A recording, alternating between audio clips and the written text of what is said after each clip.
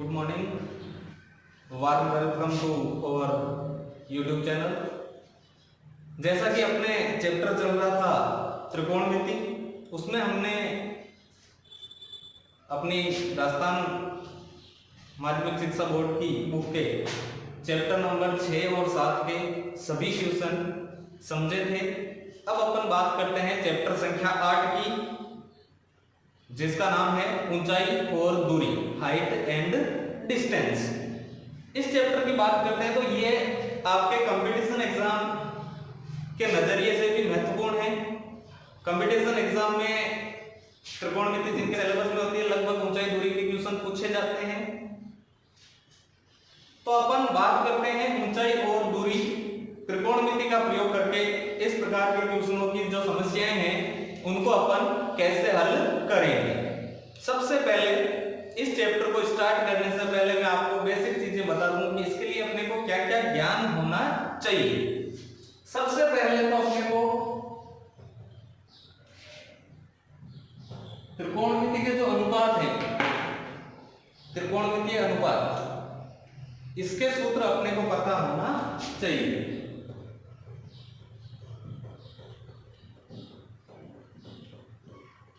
त्रिकोणमितीय अनुपातों के जो सूत्र है वो अपने को पता होना चाहिए।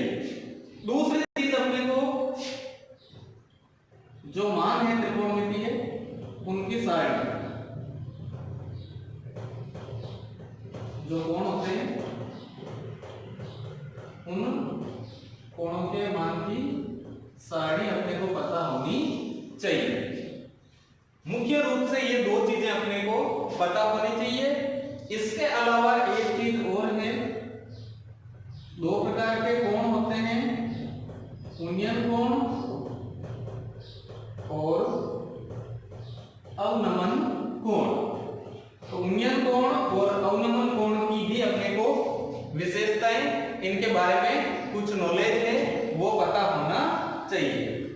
तो अपन लोगों को पता है त्रिकोणमितीय अनुपात हमने काम में लिए थे। सबसे पहले वीडियो में हम लोगों ने आपको बताया था, मैंने त्रिकोणमितीय अनुपात के सूत्र कैसे आपको समझने हैं वापस बता देता हूं। त्रिकोणमितीय अनुपात को याद रखने के लिए अपने सीधा सा सूत्र काम में लेना है, लाल बटा कक्का, और सीरियल अपने चलता है सबसे पहले साइन थीटा, फिर कोस थीटा, फिर टेन थीटा, उसके बाद कोट थीटा, सेक थीटा और कोसेक थीटा। घड़ी की दिशा में क्लॉकवाइज अपने को चलना है। डायरेक्ट टेन के बाद यहां कोट नहीं आएगा, सीरियल से घड़ी की दिशा में चलेंगे। तो साइन थीटा का सूत्र हो जाएगा एल बट्टा के, यानी लंब बट्टा कर्ण। कोस थीटा का हो जाएगा आधार बट्टा कर्ण। टेन थीटा का हो जाएगा लंब बट्टा आधार। कोट का वापस उल्टा हो जाएगा आधार बट्टा लंब। ये कंटिन्यू चलता है। ये अनुपात के सूत्र हमने पढ़ लिए थे। फिर है त्रिकोणमितीय जो मान होते हैं कोणों के, उनकी सारणी, कोणों के मान की सारणी कैसे बनती है वो आप लोगों को बताई थी मैंने। अब अपन बात कर लेते हैं इसके उन्नयन कोण और अवनमन कोण की। मानों की सारणी आप सबसे फर्स्ट वीडियो है, जाके देख सकते हो कैसे बनती है। बिल्कुल इजी तरीके से आपको बता रखा है, कुछ भी याद नहीं करना है। अगर कोई नए जुड़ रहे हैं तो जरूर आप सबसे पहला वीडियो देखें, आपको मानों की सारणी बनानी आ जाएगी, रटना कुछ भी नहीं। अब उन्नयन कोण और अवनमन कोण होते क्या है, तो सबसे पहले अपन चित्र की सहायता से समझते हैं। जैसे ये मान लेते हैं अपनी आंखें। अब ये क्या होगा, आंख के समांतर अपन जमीन के समांतर आंख से देखेंगे तो ये कहलाता है आंख का क्षैतिज, या इसको बोल सकते हैं क्षैतिज रेखा।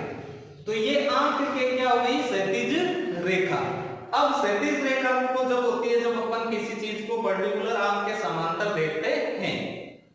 कई चीजों में क्या करते हैं अपन, आंख के ऊपर की ओर भी देखना पड़ता है, आंख के समांतर जो क्षैतिज रेखा उसके नीचे भी देखना पड़ता है। जैसे मैं यहाँ खड़ा हूं, अब मेरे को ऊपर फैन देखना है, पंखा देखना है, तो मैं क्या करूंगा, अपनी नजरें उठाऊंगा, तो ये आंख का जो समांतर भाग है इसके ऊपर में देख रहा हूं। इसी प्रकार नीचे मान लो बुक पड़ी है, तो मैं अगर बुक को देख रहा हूं, क्या कर रहा हूं, आंख के समांतर जो है क्षैतिज रेखा उसके नीचे देख रहा हूं, यानी दो प्रकार से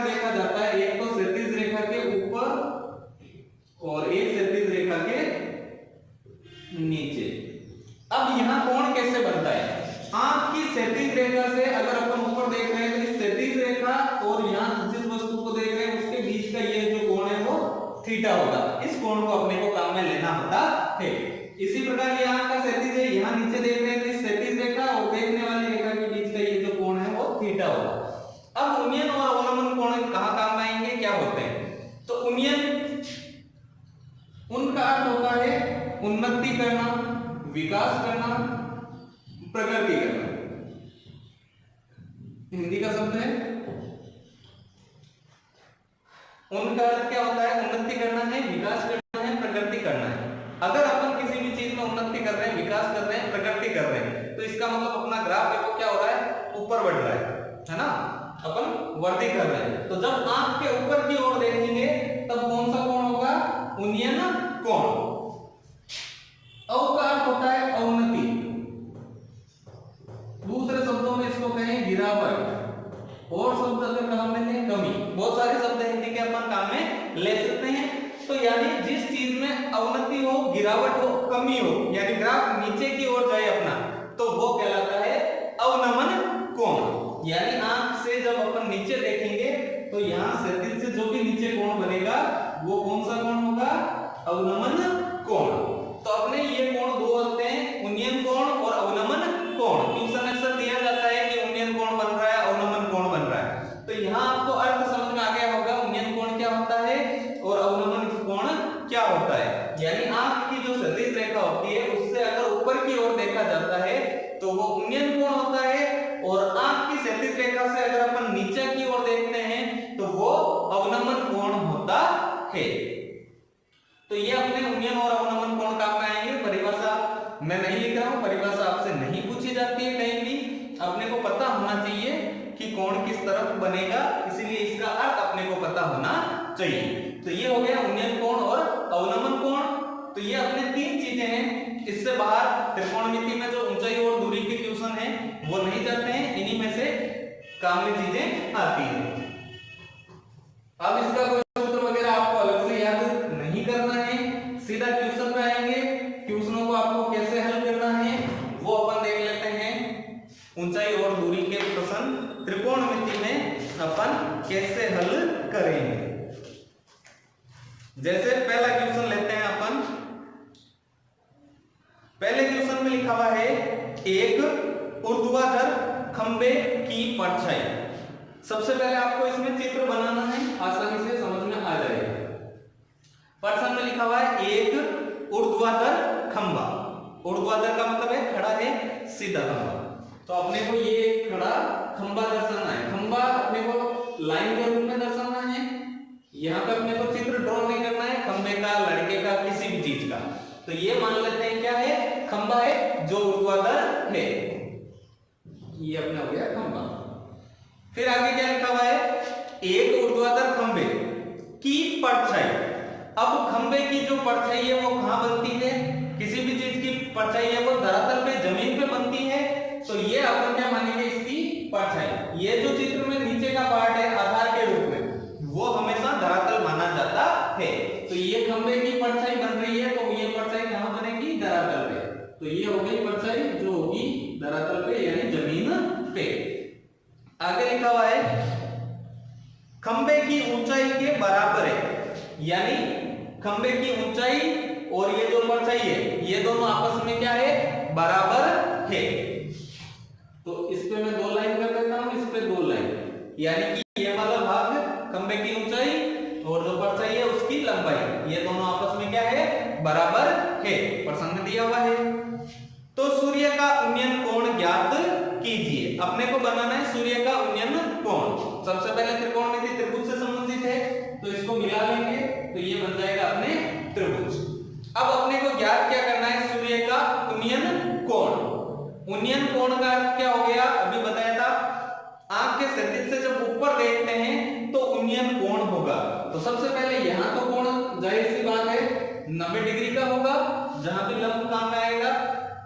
अब अपन यहां मानेंगे इस बिंदु पे, इस बिंदु से अपन ऊपर देखते हैं तो ये क्या कहलाएगा, उन्नयन कोण। और अगर यहां से देखेंगे तो ये नीचे की तरफ देखना पड़ेगा, तो वहां क्या होगा, अवनमन कोण। तो प्रश्न में उन्नयन कोण दिया हुआ है, इसका अर्थ अपन यहां खड़े हैं, यहां से ये आंख का क्षैतिज होगा और ऊपर की ओर देख रहे हैं, तो ये उन्नयन कोण है, इसको अपन दे देते हैं थीटा। तो प्रश्न में है उन्नयन कोण ज्ञात कीजिए, ये कोण अपने को ज्ञात करना है। नामांकित कर देते हैं ए बी और सी। अब इसको हल करेंगे तो सबसे पहले क्वेश्चन के अनुसार चलेंगे। प्रश्न में दिया हुआ है खंबे की ऊंचाई और परछाई की लंबाई बराबर है, तो वही अपन लिखेंगे चूंकि खंबे की ऊंचाई बराबर है परछाई की लंबाई,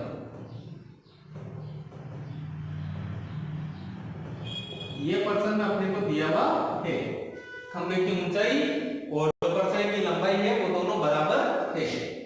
या खंबे की ऊंचाई, ये खंबा है, इसकी ऊंचाई क्या है AB, तो यहां पर लिख सकते हैं खंबे की ऊंचाई है वो AB है बराबर। परछाई की लंबाई, ये परछाई है उसका नाम है BC, तो AB के बराबर BC है, ये अपने को प्रश्न में दिया हुआ है। अब अपने को कोण ज्ञात करना है, तो मैंने आपको बताया था चित्र तो बनाना ही है सभी क्वेश्चनों में, उसके बाद अपने को अनुपात का सूत्र लगाना है।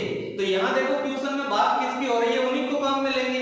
तो बात हो रही है खंबे की ऊंचाई और परछाई की, तो ये दोनों चीजें काम में आएगी। अब समकोण त्रिभुज में आपको पहले वीडियो में मैंने बता दिया था, ये आधार होगा, ये लंब, तो अपने को ये अनुपात वाला सूत्र याद रखना है और सारणी का प्रयोग करना है। दो ही चीजें हैं इसमें में तो सारणी और अनुपात। तो सबसे पहले अनुपात वाला सूत्र, अनुपात वाला सूत्र कैसे लगेगा, देखो ये समकोण त्रिभुज है, ये समकोण त्रिभुज का क्या है लंब और ये क्या है आधार। तो लंब और आधार किसमें आता है, देखो पहले सूत्र में लंब और कर्ण, दूसरे में आधार और कर्ण, तीसरे में लंब और आधार। तो अपने ये लंब है ये आधार, तो लंब और आधार के लिए कौन सा सूत्र काम में आएगा, ये तीसरा वाला किसका होता है, पहला sin थीटा का, दूसरा cos थीटा का, तीसरा tan थीटा का। यानी अपने को प्रयोग में किसको लेना पड़ेगा, tan थीटा के अनुपात को सूत्र को, तो सीधा लिख लेंगे सूत्र, तो लिखेंगे त्रिभुज ABC में कौन सा सूत्र लगेगा, लंब बटा आधार, क्योंकि बात हो रही है लंब और आधार की। लंब बटा आधार किसका सूत्र होता है, tan थीटा का। या आगे मान रख लेंगे, सबसे पहले लंब, लंब का नाम है AB, तो लंब की जगह AB बटा आधार, आधार की जगह BC बराबर tan का tan, थीटा यानी कोण, कोण अपने को ज्ञात करना है, दिया हुआ नहीं है तो इसीलिए थीटा की जगह थीटा। अब AB में BC का भाग तो जाता नहीं है, लेकिन यहाँ देखो क्या लिखा हुआ था, सबसे पहले ही प्रश्न में दिया हुआ था AB और BC बराबर है, यानी AB की जगह अपन क्या लिख सकते हैं BC, तो इस AB की जगह लिख लेंगे BC बटा में BC बराबर tan थीटा। BC में BC का भाग कैंसिल हो गया यानी एक भाग, तो 1 बराबर tan थीटा। या अपने को मान किसका निकालना है, थीटा का, इसका मतलब ये tan अपने को नहीं चाहिए, थीटा का मान निकालना है ना, तो tan अपने को नहीं चाहिए, तो इस मान को किसमें बदल दो tan में। तो सारणी के अनुसार एक है वो किसका मान होता है tan में, tan 45 का मान, तो एक की जगह हम क्या लिख देंगे tan 45 डिग्री, क्योंकि एक है वो किसका मान होता है tan 45 डिग्री का, वो बराबर में tan थीटा का tan थीटा, tan से tan कैंसिल, क्योंकि गुणा में इधर आएगा बाद में, तो अपने पास तो 45 डिग्री बराबर थीटा, यानी थीटा का मान कितना होगा 45 डिग्री, यानी कोण है वो कितना होगा 45। तो लिखेंगे आगे जो सूर्य का उन्नयन कोण है वो कितना होगा 45 डिग्री होगा, तो लास्ट में लिखेंगे आगे सूर्य का उन्नयन कोण 45 डिग्री होगा। तो ये अपना पहला क्वेश्चन इस प्रकार सिद्ध हल हो जाएगा। अब अपन बात करते हैं प्रश्न संख्या 2 की।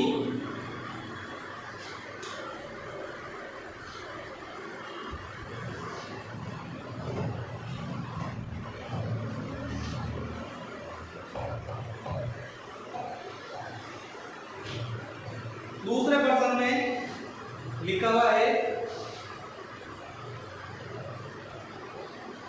यदि एक मीनार यानी कोई बिल्डिंग है, तो सबसे पहले बिल्डिंग कैसे बनाएंगे, चित्र पूरा नहीं बनाना है, बिल्डिंग अपने को पता है खड़ी होती है ऊर्ध्वाधर होती है, तो ये मान लेते हैं कोई बिल्डिंग है यानी मीनार है।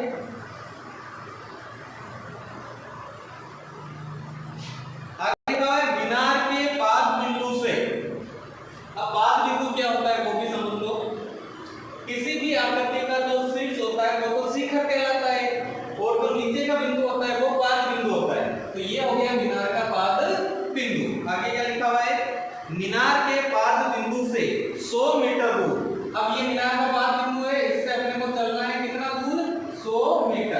तो ये मान लो अपन चल जाते हैं यहाँ से लेके यहाँ तक 100 मीटर और यहाँ पहुंच गए।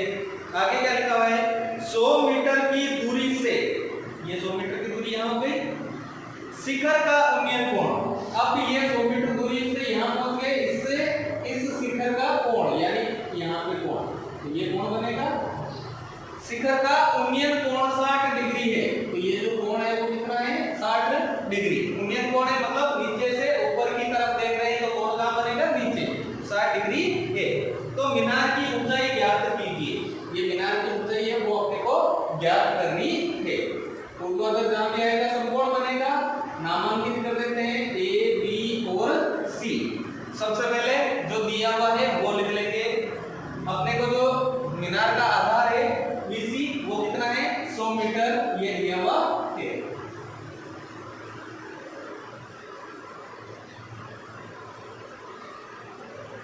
तो लिख लेंगे मीनार के आधार से जो बिंदु दे रखा है उस बिंदु की दूरी कितनी है, 100 मीटर है, ये दे रखा है। और मीनार इसके अलावा कोण दिया हुआ है वो भी लिख लेते हैं। उन्नयन कोण यानी कि थीटा बराबर कितना है, 60 डिग्री। और याद क्या करनी है, मीनार की ऊंचाई, तो लिख लेते हैं मीनार की ऊंचाई है वो अपने को ज्ञात करनी है। दो चीजें दे रखी थी, मीनार के पाद बिंदु से या आधार से 100 मीटर दूरी पे कोई बिंदु है तो वो हमने लिख दिया, कोण 60 डिग्री है वो भी लिख दिया, और ऊंचाई अपने को ज्ञात करनी है। सिंपल सा तरीका वही, जिन चीजों की बात हो रही है उन्हीं का प्रयोग करना है। ऊंचाई ज्ञात करनी है और आधार ये अपने को दिया हुआ है। समकोण त्रिभुज में आपको ध्यान रखना है, बताया हुआ है ये कर्ण होगा, ये आधार होगा और ये होगा लंब। तो अपने को देखो लंब है वो ज्ञात करना है और आधार दिया हुआ है, यानी काम कौन आएगा, सिर्फ लंब और आधार। तो सूत्र भी किसका लगेगा, लंब और आधार का। तो लिख लेंगे त्रिभुज ए बी सी में सूत्र किसका लगेगा, लंब बटा आधार, क्योंकि लंब ज्ञात करना है और आधार दिया हुआ है। कर्ण की कोई बात ही नहीं हो रही है तो इसको छोड़ देंगे। तो लंब बटा आधार, लंब बटा आधार वापस किसका सूत्र हो जाएगा, tan थीटा का। tan थीटा का सूत्र होने के बाद मान रख लो या सबसे पहले लंब का नाम क्या है, AB बटा आधार, ये आधार है कितना है, 100, तो लिख लेते हैं 100 बराबर tan का tan, थीटा यानी कोण, कोण कितना दिया हुआ है, 60 डिग्री का, तो लिख लेंगे tan 60। अब AB में 100 का भाग जाएगा नहीं, तो लिख लेते हैं AB बटा 100 बराबर tan 60 डिग्री, सारणी का प्रयोग करेंगे। tan 60 डिग्री का मान होता है √3, tan 60 का मान कितना हो जाएगा, √3। अब अपन क्या करेंगे, AB ज्ञात करना है तो 100 का पक्षांतरण कर देंगे, तो AB बराबर √3 का तो √3 भाग में बट्टा में 100 है, पक्षांतरण करेंगे तो गुणा में 100, तो AB बराबर √3 को 100 से गुणा करेंगे तो 100 √3 मीटर। तो जो AB है उसकी माप आ जाएगी 100 √3 मीटर, यानी जो मीनार की ऊंचाई है वो कितनी हो जाएगी, 100 √3 मीटर। तो ये अपने क्वेश्चन है वो हल हो जाएगा। पहला और दूसरा क्वेश्चन ऑप्शन के हैं, तो पहले क्वेश्चन में अपने 45 डिग्री आया था, यानी ऑप्शन ए से ही हो जाएगा। दूसरे क्वेश्चन में अपने आंसर आया 100 √3, वो भी ए भाग में है, तो अपना ऑप्शन सही हो जाएगा ए। अब अपन तीसरा क्वेश्चन कर लेते हैं एक और। आपको यही ध्यान रखना है, सबसे पहले चित्र बनाना है, उसके बाद अनुपात का सूत्र लगेगा और सारणी का प्रयोग करेंगे, बस इतना सा है और इसमें कुछ भी नहीं है। तीसरा क्वेश्चन, तीसरे क्वेश्चन में दिया हुआ देखो 15 मीटर एक लंबी एक सीढ़ी, 15 मीटर लंबी एक क्या है, सीढ़ी है। तो अपने को पता है सीढ़ी है उसको अपन रखते हैं, तो सीढ़ी कैसे रखी जाती है, दीवार पे तिरछी रखी जाती है। आगे और दिया हुआ देखो उस पर भी बात करेंगे, फिर अपन और अच्छे से समझ लेंगे। 15 मीटर लंबी एक सीढ़ी, एक ऊर्ध्वाधर दीवार, यानी एक दीवार है और एक सीढ़ी। तो सबसे पहले दीवार है वो एकदम सीधी ऊर्ध्वाधर होती है और और सीडी है वो कैसे होगी, तिरछी। तो ये हो गई अपने दीवार और ये हो जाएगी अपने सीडी, और ये क्या होगी, जमीन धरातल। ये अपने को दर्शाना ही है, जमीन या धरातल। यहाँ कोण ऊर्ध्वाधर होते ही 90 डिग्री नामांकित कर लेंगे, ए बी और सी। ये अपना चित्र बन गया। आगे माप लिख लेते हैं। अब माप क्या थी, 15 मीटर लंबी सीडी है। तो ये जो सीडी है इसकी लंबाई होगी 15 मीटर। फिर आगे लिखा हुआ है, यह सीडी दीवार के साथ 60 डिग्री का कोण बनाती है। और ये जो सीडी है वो दीवार के साथ कितना कोण बनाती है, 60 डिग्री का। तो ये सीडी है, ये दीवार है। तो सीडी दीवार के साथ 60 का कोण बनाती है। तो ये सीडी और ये दीवार, तो इन दोनों के ये बीच का कोण है वो होगा 60 डिग्री। यहाँ कोण बना लिया तो गलत हो जाएगा। क्यों गलत होगा, क्योंकि ये सीडी है और ये जमीन है। तो सीडी और जमीन के साथ कोण नहीं है। कोण कौन सा है, सीडी और दीवार। तो सीडी और दीवार के साथ जो कोण बनेगा दोनों से वो कितना है, 60 डिग्री का है। तो दीवार की ऊंचाई ज्ञात कीजिए। ये जो दीवार है इसकी ऊंचाई अपने को ज्ञात करनी है। अब यहाँ पे देखो आपने 9th में पढ़ा था, कंफ्यूजन हो जाओगे।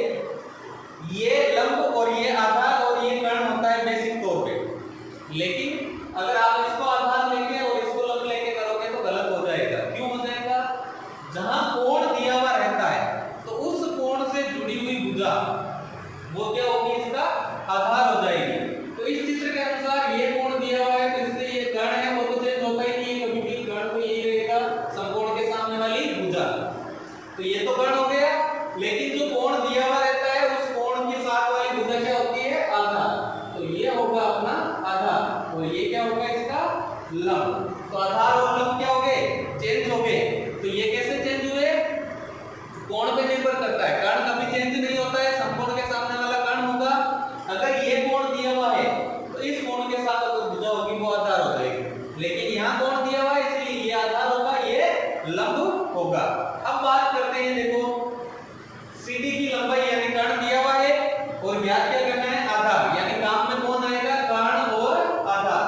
तो सूत्र यही है अपने लाल बटा तक्का, इसी का प्रयोग करना है। सबसे पहले अपने को काम में क्या लेना है, आधार ज्ञात करना है, कर्ण दिया हुआ है।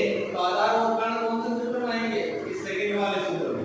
तो ये सेकंड वाला सूत्र किसका होता है, कोस का। तो पहले दिया हुआ है वो लिख सकते हैं अपन, सीडी की लंबाई बराबर है 15 मीटर, कोण है वो है 60 डिग्री।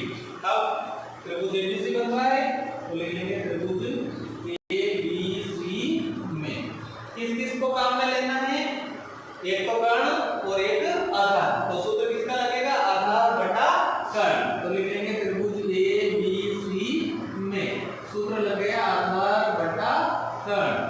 आधार बटा कर्ण किसका सूत्र होता है, कोस थीटा का। तो आधार बटा कर्ण बराबर कोस थीटा। आगे मान रख लेंगे क्या, सबसे पहले आधार की जगह ज्ञात करना है तो आधार की जगह लिख लेंगे AB बटा कर्ण की जगह माप दे रखी है तो लिख लेते हैं 15 बराबर कोस का कोस थीटा यानी कोण कितना है 60 डिग्री। तो AB में 15 का भाग जाएगा नहीं, यानी AB बटा 15 बराबर कोस 60 डिग्री। कोस 60 डिग्री का 60 से मान लेना है, तो कोस 60 डिग्री का मान होता है 1 बटा 2। अब अपने को AB निकालना है तो हम क्या करके रखो, पक्षांतरण। तो AB बराबर 1 बटा 2 का 1 बटा 2, ये बटा यानी भाग में 15 है, पक्षांतरण करेंगे तो गुणा में 15। तो AB बराबर 15 को 1 से गुणा 15 बटा 2। तो AB का मान कितना आ जाएगा, 15 बटा 2। आगे भाग भी दे सकते हैं, लेकिन अपने को जो ऑप्शन दे रखे हैं उसमें C में 15 बटा 2 है, तो अपना आंसर हो जाएगा 15 बटा 2 मीटर। यानी जो विकल्प सही है वो कौन सा हो जाएगा, C। तो लिख लेंगे सही विकल्प है वो C हो जाएगा। इसी प्रकार लास्ट क्वेश्चन कर लेते हैं आपके लिए, चौथा क्वेश्चन।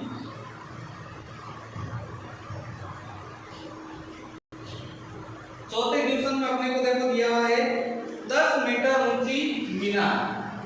तो अपने को एक मीनार दर्शानी है, मीनार क्या होगी, ऊर्ध्वाधर, ये होगी 10 मीनार है।